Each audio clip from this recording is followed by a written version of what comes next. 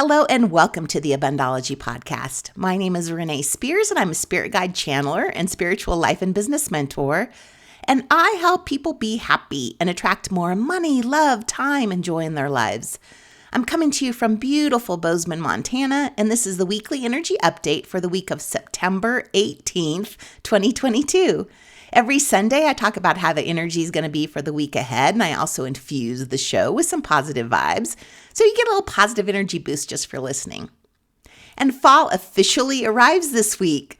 Thursday, the 22nd, is the Fall Equinox, and the equinox is a moment of stillness before the earth shifts directions. It's a sacred day of equal parts light and dark, which allow our past and future to merge in the present. It's a day to acknowledge each step that has gotten us to where we are now and know that this exact moment is the start of all that is yet to come on the journey. The fall equinox is also a time of harvest for the soul, a time when we can hold gratitude for all the life lessons, the good, the bad, and the ugly, that have helped us grow and to let go of everything that no longer supports our growth. Often the things we think of as mistakes become beautiful lessons that guide us toward the next step in our journey when we hold gratitude for them. It's also a great time to reflect on our personal harvest and take stock of what blossomed in spring and grew through summer that's creating the growth and abundance we experience in fall. So take some time to look at how much you've grown since the spring equinox. This has been a transformational summer. So a simple way to do this is to set a reminder right now while you're listening for Thursday. So on Thursday, light a candle and spend some time with yourself thinking about how far you've come in the past 6 months. So during the last 6 months, the Northern Hemisphere has been tilted closest to the sun. And the equinox brings this chapter to a close. So spring and summer are about outward movement. Fall is a slower pace, a time of inward stillness. So spring and summer are about doing. Fall and winter are more about being. Fall also represents a time of release, of finding a new groove and a new direction by turning inward. And the equinox starts this inward chapter when we begin to slow down, to heal, to release beliefs, emotions, and identities, and discover a whole us. So Neil Donald Walsh says you cannot recreate yourself until you uncreate yourself. And we've been taught from the moment of our birth to live from the outside inward. And the fall equinox is our opportunity to let go of all we've been taught and to instead live from the inside out. The equinox is the shifting point where we get to let go of who we are to make room for who we are becoming. And you cannot add to what is already full. So growth, transformation, and becoming can only take place when there is space to do so. The slower months of fall and winter give us the space.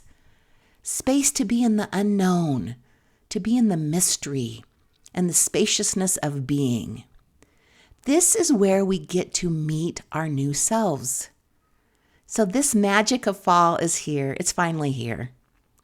So this year, the equinox coincides with Mercury retrograde, making this an especially juicy time to reflect and rethink everything and prepare for what's next. And we naturally prepare in fall. We clean up our yards for winter. We get our homes ready for winter by winterproofing, maybe getting a load of wood, wrapping our pipes, changing our heater filters.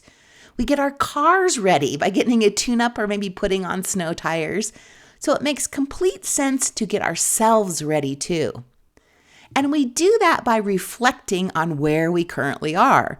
Are we in line with our goals? Are we surrounding ourselves with those that we feel connected to? And if not, it's time to take a step back and make changes and let things fall away to let new energy emerge so we can enter the next season with a feeling of stepping into something that feels more peaceful. You know, for me, I'm coming up on 1 year next month in Montana. Can you believe it? So have I fully stepped into and embraced Montana Renee? Not all the way yet. I still want to change up my style a little bit. Definitely need a cowboy hat. I don't know, can you live in Montana and not have a cowboy hat? Want more comfy sweaters and winter hats. I want to embrace winter more than I did last year. My friend Mona and I have started a list of ways we're embracing winter this year, which includes a list of all the big fireplaces in town that we can sit in front of and have some warm drinks. And I also want to spend more time in nature. That's one of the reasons I moved here. Nature is where I feel one with the universe, where I feel in flow and in balance. So spending time in nature is an easy way that I can go inward and reflect. So the equinox also brings the start of Libra season, which is a sign that is strongly connected to finding our balance. Of course it would be balance if Libra season starts on the equinox. So Libra's sign is the scales of balance, which reflects Libra's fixation on balance and harmony. Libras strive to create symmetry and balance in all areas of life. So Libra season brings up where we are out of balance, especially imbalances in relationships. So we can learn a lot about Libra by looking at the sign's ruler, which is Venus, the planet of relationships, of beauty, of art, as well as money and values. So Libra is drawn to and thrives on socializing. I would describe them as the hostess with the mostess, as well as somebody who's known for creating aesthetically pleasing and Instagram perfect moments. They're natural peacemakers and mediators.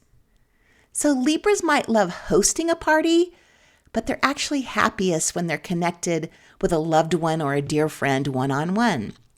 So when we're in Libra season, we're all more aware of the state of our one-on-one relationships. So you could find you're getting a little bit more serious about finding your partner right now, or letting a partnership or friendship go. So this might be as simple as realizing that you get more from your workouts with a trainer, or maybe without a trainer. Same thing with a coach. Maybe it's time to finally get a coach. And since Mercury is retrograde, it's time to rethink and think about ourselves in relationship. Do we like who we are when we're around certain people? Are there certain relationships that bring out the best in us or the worst in us? Are there relationships that are just plain fun, that remind us of the joy that we have? Are there relationships that feel one-sided, or that we feel that we have to maintain to stay professional or even keep the peace? Relationships are often our greatest teachers. We need them to thrive, to grow, and to understand who we really are. So if you want to do some work about relationships and around relationships, the equinox and the energies of Libra season are a perfect time. So Libra is also about new beginnings. The equinox and Libra season are both about starting a new chapter. A chapter where we are moving away from doing and more into being. Which, no coincidence, is one of the things the next Abundology Academy class this Wednesday focuses on, is moving from doing into being. And there is still time to sign up for the Create Your Spiritual Practice class if you'd like to join us. So another powerful way to start this next chapter on Thursday is by setting your intentions for fall. What do you want to experience this fall? Often, just setting the intention is all you need to do to manifest something. Honestly, that's pretty much all I do now, is set an intention and then know that it's going to manifest.